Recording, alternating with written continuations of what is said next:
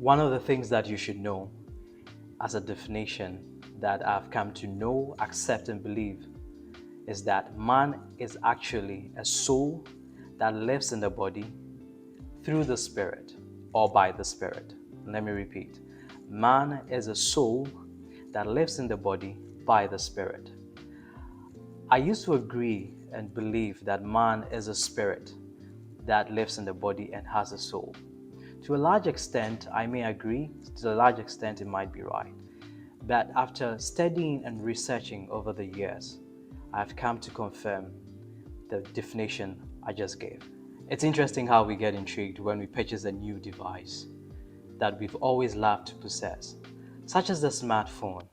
We get excited about how we're going to use it to better our lives and make our lives more productive. And so we go to the extent of fantasizing about it and even getting a screen protector, and then also get a housing for it to prevent it from mechanical impact. But what we don't realize is that we are the bigger device who gets excited about the smaller device that once existed in the mind of the bigger device as an idea.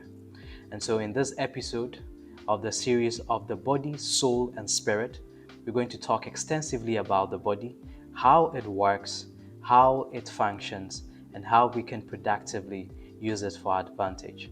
And so we'll take you to the MindSurgeon on his whiteboard to give us an illustration of the body. We'll be right back. Don't go away.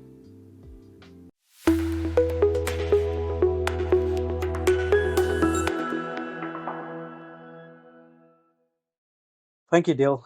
So guys, you're welcome to the theater. Here we're going to talk specifically about the body. I know the MindSurgeon has told you about the composition of man. That has to do with the fact that man is actually a soul that lives in the body by the Spirit. Man is a soul that lives in the body by the Spirit. And so here we're going to go a little bit into the details of your body, right? And Dale rightly said that the body is like a device. It's like a gadget. And so this is what I'm going to do. So here we are going to talk about the body, specifically speaking. Everything here is going to be centered around the body, which is very physical. Okay, so we're going to start with a very short, simple story about yourself. So once upon a time, your dad left. Your dad went for a function, and he met your mom.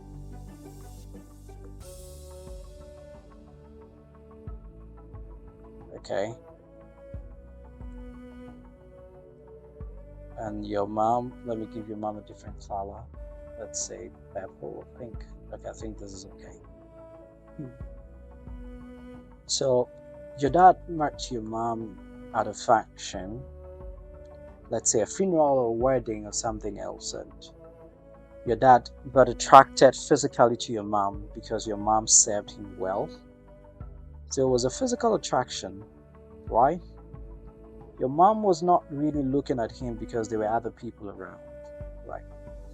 Your dad made an approach to your mom and befriended her, and they started dating, and he asked your mom to marry him, right? So when your dad asked about your mom in terms of marriage, your mom initially was a bit not agreeing, and so your dad pushed it. Later on, your mom agreed, and the love between them grew. Okay,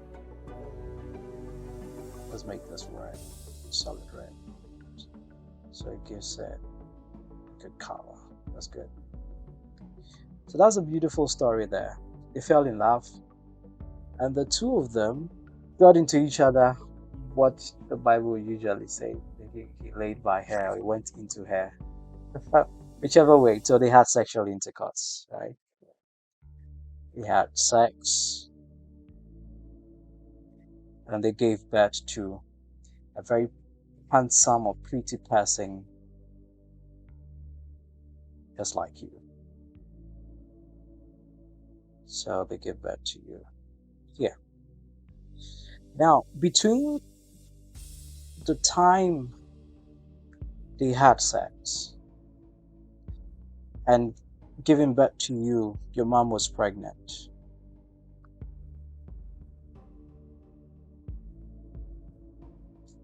Now, this is what happened. So your dad contributed to your body through his sperm.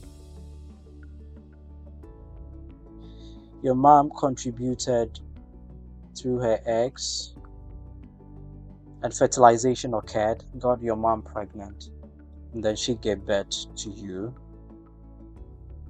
Now, during the pregnancy, one of the things that would interest you to know, that during pregnancy, the very first thing that usually gets formed, at least scientifically speaking, there are 3 layers where pregnancy is grouped, not a trimester part, but I'm talking about in terms of formation of body parts, like in terms of the whole body. Okay, science basically tells us that the physical body is made up of cells, tissues, then the group of tissue forming organs, a group of organs forming an organ system,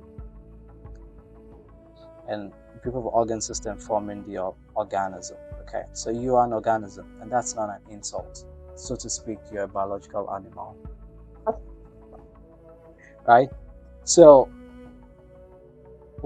one of the things that usually form, okay, during pregnancy, in terms of you when you were a fetus in your mother's womb, okay, is that the first layer that forms is your central nervous system. The central nervous system, which has to do with your spine and brain.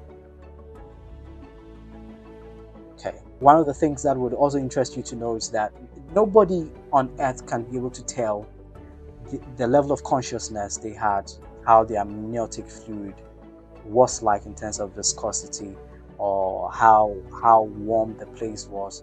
I don't remember you hearing anything when you were in your mother's womb. In fact, when your mother went to do the scan, the ultra scan, I don't think you felt the push by the medical person when he applied the gel on your mother's tummy and was pressing. I don't think you had that.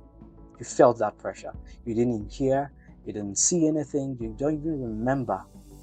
Even immediately you were born, you did not have that consciousness, but your brain was formed.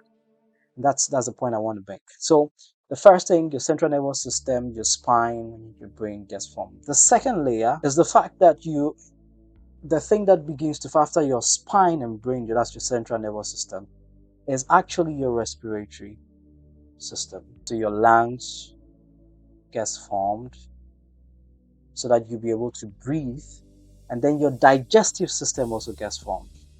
Your digestive system, your intestine, stomach, and stuff begins to get formed. Okay, because once your brain is formed, your spinal system is getting formed. The next thing is that you should be able to breathe in, because it's preparing you. You'll be leaving that sac soon, which is filled with water. At that moment, you're almost acting like a fish, right? And you need to feed to grow your physical body. And so your digestive system begins to form so that you can exchange nutrients between your mother and yourself. And then you have to also have breathing mechanisms being formed. So your respiratory and your digestive system forms. The third layer is that now you begin to form bones, okay? Then your circulatory system begin to form. The tissues then begin to form, and other things begin to form. Okay, so your bones, that will form your skeletal structure, your circulatory system that would cause blood to flow through your heart. So your heart also gets formed in the third layer of development. So your heart also begins to form so that your heart can start pumping blood through all parts of the body. And all this is made possible because of what Dale, the MindSurgeon, said in the video before this one, that there's a spirit at play. Now, it's this spirit that gives life to your cell, tissues, your organs, the organ system to form the whole you. Because that's where life emanates from. That life is what people call God or nature or a force or whatever it is, but it carries life, okay? And so these are the forms of layers of development that happens to you, right? And one of the things that I'll keep stressing on is the fact that you don't gain consciousness, even though we can say that you're alive, you're a fetus. And so when you go for the scan, in possibly after 5 weeks, 4 weeks, 5 weeks, 6 weeks, you're able to tell that you're having a low sound heartbeat, okay? Then that says that you are alive. Now, so after 9 months, if everything goes well, they give birth to you, become a baby, and you start growing. You start growing because you start eating, okay? Then you grow into a nice boy or a girl, right? Very handsome, you could tell at the back of it. So at this moment, right, you gain a certain level of consciousness, okay? You gain a certain level of consciousness. And I'm going to explain something here. Don't mess up. So at this moment, you gain a certain level of consciousness because your 5 senses have been formed. Your sense of sight, your sense of touch is formed. Your sense of hearing is formed. Your sense of taste is formed. And then your sense of smell is also formed. Okay? Now, these things are made possible because of the existence of a certain organ in your body. So your sense of sight is made possible because light, which is an external stimulus, enters your body through your eyes, okay? The sense of taste, you're able to taste food, whether they taste sour or sweet or bitter, is because you have a tongue. Your buccal cavity has a tongue that has taste buds that are able to taste, okay? And that is made possible because of your taste buds colliding with the particles in the food or in air. Now, the sense of touch, the largest organ of your body is the skin, and so your nerve endings get very developed, and so you're able to feel, you touch, even at the baby level when you're feeding on your mother's breast milk, you could have that developmental stages where you're able to suck, you feel the warmth of your mother and all of that. That trains up your mind to know what touch is, to know when nobody is around, okay?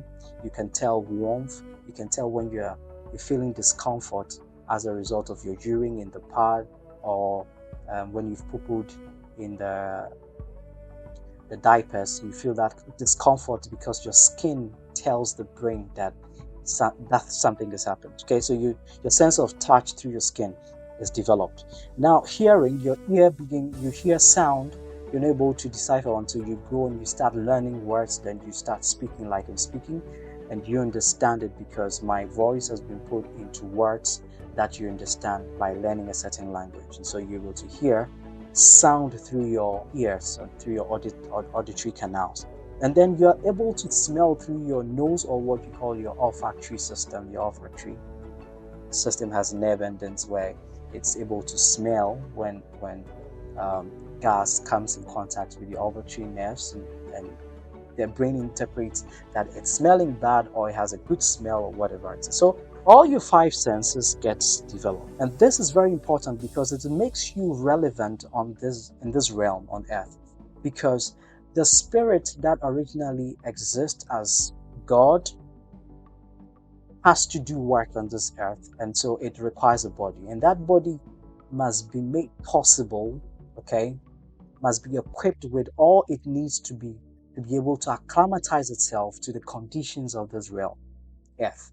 And so you must be able to to know when there's too much light. You must be able to, your skin must tell you when the place is hot. When you taste food and it's bad, your nose should tell you and your tongue should tell you. So your tongue detects that the food is going bad because it's emitting a bad smell. Your nose also so tells. Okay, so the mouth and the nose work together to tell if food is bad or it's good. Do you understand? Now, as you watching me now, you're using your eyes to watch me, just my screen, and then you can also hear me through your auditory canal. That's your ears. Possibly you're using an earpiece and all of that. So it's very important to have all these senses working. And that is why when one is not working, we call them disabled. But they're still human beings, okay? Interestingly, when one is not working, looks like people say that the other parts get empowered. I don't know the science behind that, but I think, likely speaking, I may have to believe that. So that is basically about the 5 senses of man. Very important, because one of the things that you must know, for example, the gadget you have in your hand, it might be a smartphone or whatever it is, has physical parts, and the parts come together. Every one of the parts is performing a specific function that helps you to interact with the outside world using your data. Okay, and so if your screen is not working, you're unable to use your screen. That's if you're using a smartphone. If your antenna is not working, then you don't have connectivity. So all these are parts of your smartphone as a device. The human body also works like that as a device. Physically speaking, your body has all of that in place, and that helps you. And in order for you to have your body growing, you have to eat. You have to eat substances that gives you nutrient that is assimilated into your body through your small intestines, through the mesenteries, and it goes into your blood systems. Energy is derived from it, nutrients derived from it. The heart pumps the blood that carries all the nutrients and all. It goes to all parts of the body and nourishes your body so that you can become healthy and strong. Then you grow and become a huge person. Okay, so watch this. Your environment also acts on you as you grow. Like we said, your environment acts on you because one, your parent contributed genes through genetics or hereditary, contributed genes that kickstarts you as to what you become, who you are. So parts of your body may look like your dad, parts of your body may look like your mom. Your voice tone looks like both of them blended together or merged together, or your fingernails looks like that of your mom. Something looks like your physique, your physical body. A part of it looks like either your mom or your dad or both merged. Okay, and internally these are made possible because of the presence of the contribution of the genes from your parents who came together through sexual intercourse to give birth to you. So that it's what your genes provided. Now, when your genes makes that room for that provision, okay, an external factor also comes to play through sound, light, taste, and all the 5 senses that we've listed. Okay, so for sound, now you begin to hear your name after a while, that people are calling you by name. My name is Dale Quest, so people call me Dale. My local name is Elam, proud Ewe from Keta. So people call me Elam, and those who call me Elam till date, I know that they know me way back because that's what I was called back at home. Okay, so the first sound people start calling your name, then you hear sounds like stop in your local language. Then you hear sit up, it's okay, sorry. You begin to hear sounds, right? Then they teach you the letters of the alphabet of the language you're born into. So if you're born in an English speaking country, then it's beginning to teach you the letters of the alphabet from A to Z. If you're born in Russia, they begin to teach you the letters of the alphabet of the Russian language, which is 33 letters. If it's China, you begin to learn Chinese, Mandarin, and all of that. If it's a local setting, you begin to learn Ewe, you begin to learn Ga, you begin to learn Frafra, Hausa, you begin to learn Shanti, any of the Akan languages, okay? So that is made possible because of sound, right? So you hear B in what our kids are learning back in school. Then light, then you begin to see figures. And if you learn science, it tells you that the eye is responsible for this, okay? So there are certain structures in your eyes, like the cones and bars, okay? And the bars helps you to see forms, figures, and the cones would help you to see colors and all of that. So you're able to see things in 3D as you grow as a baby. So you begin to see forms, then your eye begins to realign itself, and it fine-tunes itself so that you can know perspective. You can see things in 3D. So it helps you see, it helps you know when something is far. Then as you grow, you can cross the streets by yourself. It's a whole mechanism put in place, and that is made possible by the environment we find ourselves, okay? So the environment comes together. The external stimulus from the environment comes together, collides with the genes contributed by your parents that made up your body, and the things that you inherited through hereditary, colliding with the environment to make up your very physical body. And then you also start taking decisions by exercising your body and saying that I don't like this, I don't eat this. When you eat something, because I don't eat this again because the first time I took it, I had a reaction. Okay, so now you say that your body is allergic to certain things, your body is allergic to certain smell, and all of that. So we spend time knowing how the body works, and it's very important as a person. You must know these things. And so this is it when it comes to the body. In subsequent videos, when we come back to the theater, we will talk about the spirit and the soul when the time is up. So Dale, over to you. This is what I can share. Thank you, Dale. So now you know how the body works. You have at least a small knowledge about it, a simple crash course on basic science about the body. Kindly subscribe to this channel and click on the notification button and share it with family and friends so that you don't miss out on the subsequent episodes on the series that we're treating: the body, the soul, and the spirit. We'll meet another time at the same place on the same channel. I'm Dale Quest, your mind surgeon.